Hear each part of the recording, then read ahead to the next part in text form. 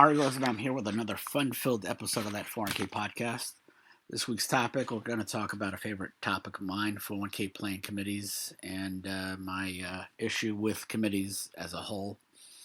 And first things first, of course, that 401ksite.com. Further information on all our events, Chicago, Denver, up on the board. And of course, this episode drops the second day of the National Virtual Conference, which I hope was a great event. Quite honestly, the virtual events are harder to run than the actual live events.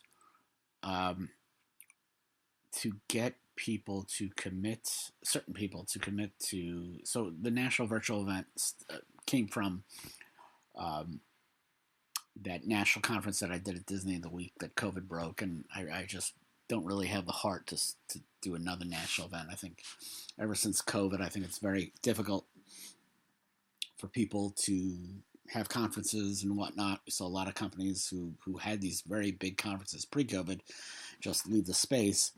So I've been doing national virtual events since 2021, and it gets more difficult every year. I use it as a way to sell sponsorships for the live events and to get people to commit to just, a program title. This year was more difficult than any other year.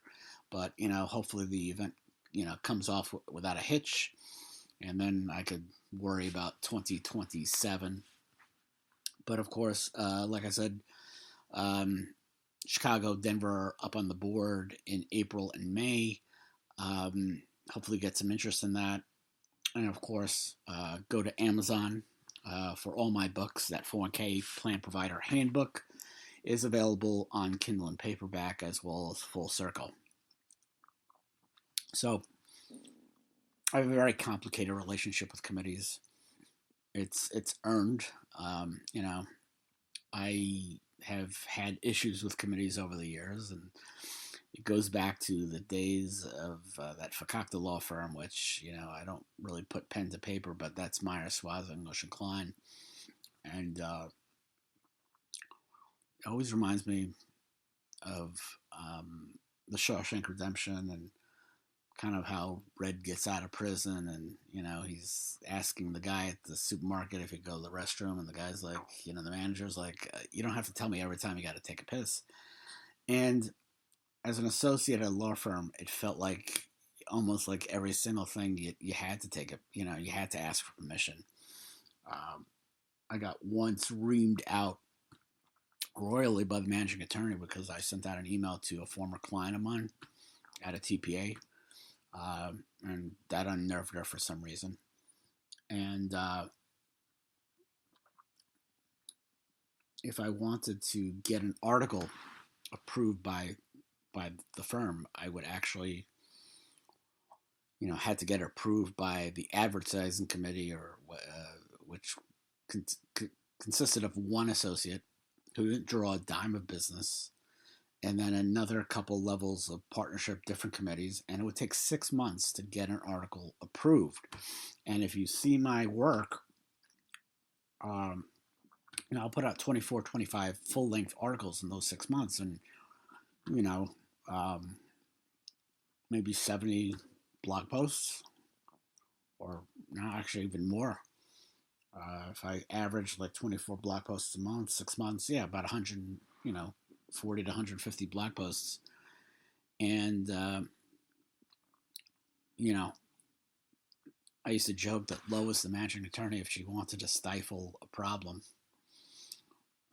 or an issue, she'd just create a committee for it. And, I learned an early lesson about committees. Titles don't really equal expertise, and confidence is not competence. I was on a fundraising committee for my college newspaper, for the alumni board, and I will never forget, I was put on, I knew a thing or two about fundraising from my time at synagogue when I was the vice president. And I came up with the idea that we should do t-shirts with the Stony Brook Statesman logo on it. And I had two guys who were journalists arguing with me if there were any tax issues about it, whether that prompted unrelated business tax. And being a tax attorney and having you know, dealt with the unrelated business tax issue, I was telling them that it wasn't an issue, but needless to say, that was the only committee meeting we had, and nothing was ever accomplished. And plan sponsor committees, in paper, people put them, and try to um, have them, but you know, they look more like the advertising committee at that Fakakta law firm, and they mirror, the fundraising committee at the Stony Brook Statesman.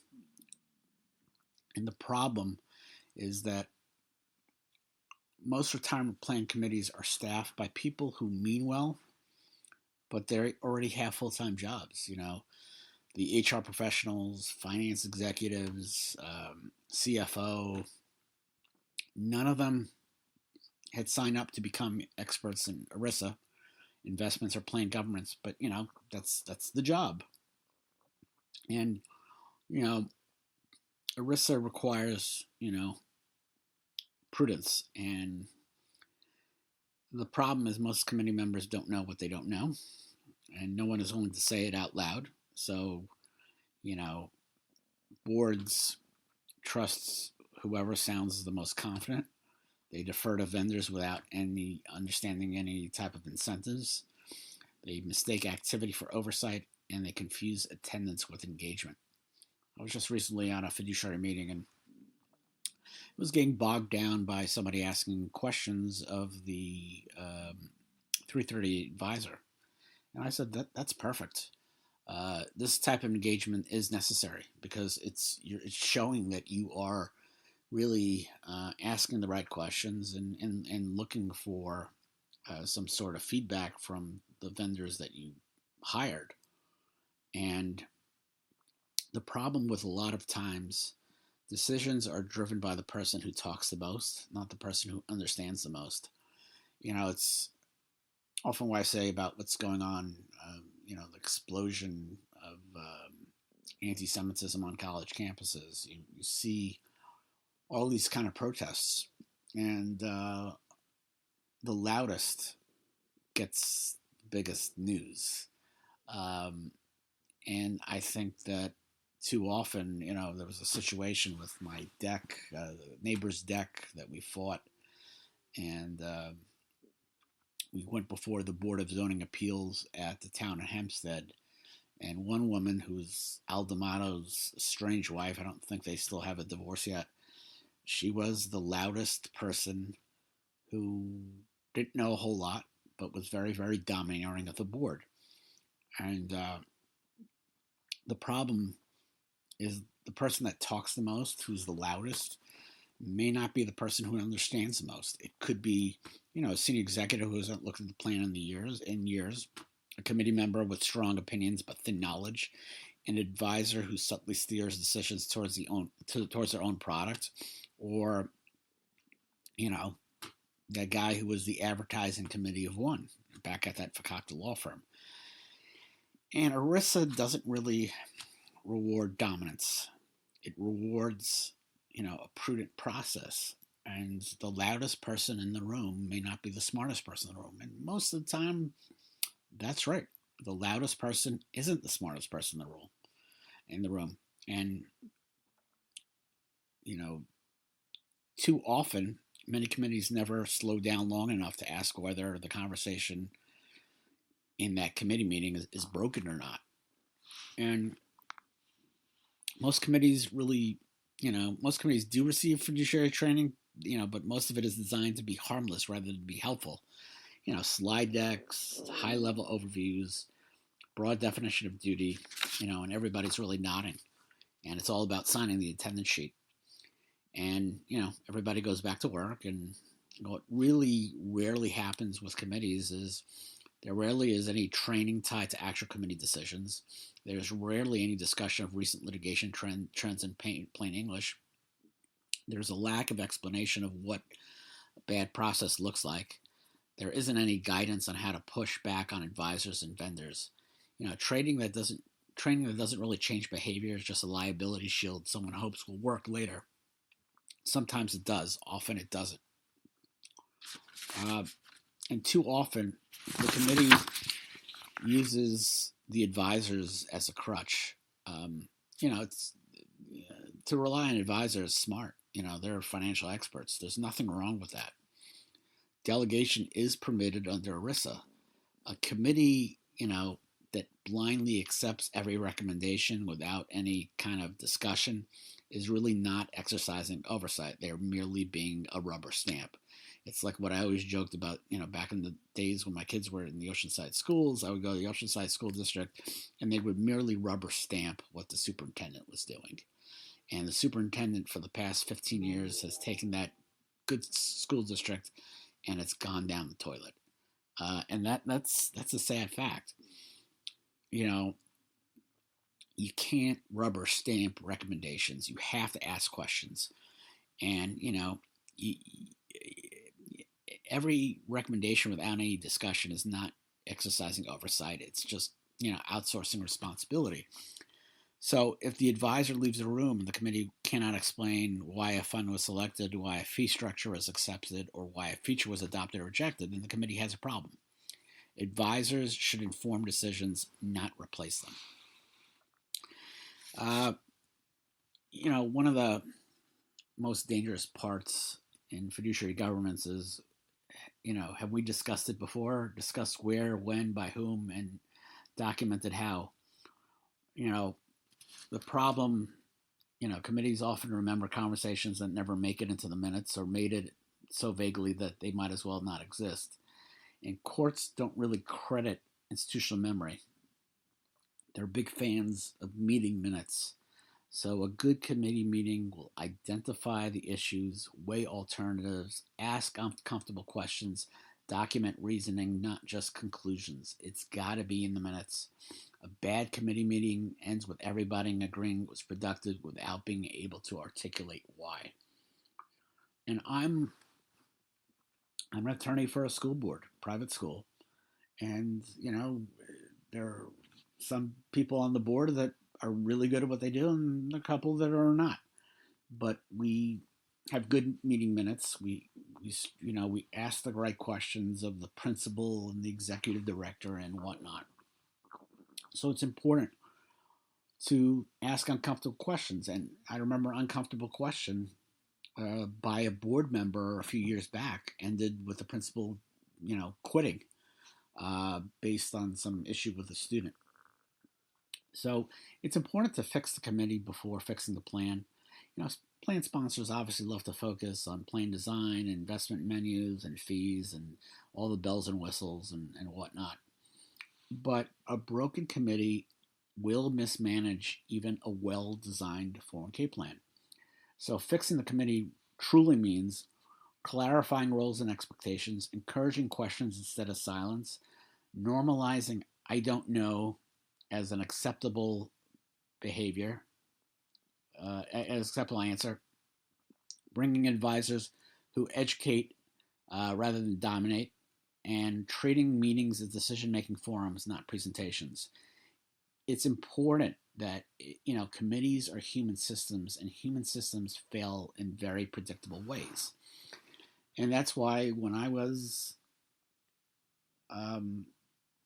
synagogue vice president, membership committee, I didn't bother, or I just didn't bother with this stuff because it just things weren't getting done.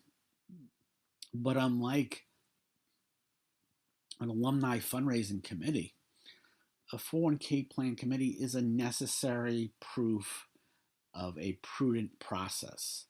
So we can't be like Ary, the synagogue vice president, who just doesn't want to have any meetings because he's doing all the work anyway.